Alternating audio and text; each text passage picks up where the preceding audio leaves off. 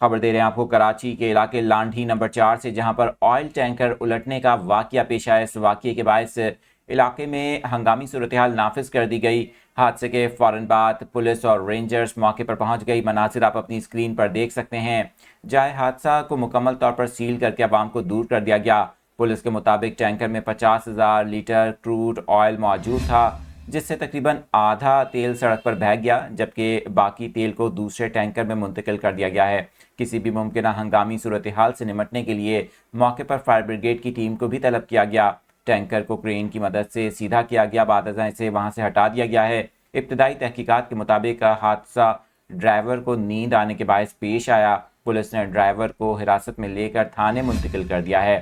یہ مناظر آپ دیکھ سکتے ہیں۔ آپ کو بتائیں کہ لانڈی نمبر 4 کا علاقہ، جہاں آج صبح کے وقت یہ واقعہ پیش آیا، جس کے باعث علاقے میں خوف بھی پیدا ہو گیا، لیکن ہنگامی صورتحال نافذ کرتے ہوئے عوام کو اس مقام سے دور کر دیا گیا تھا۔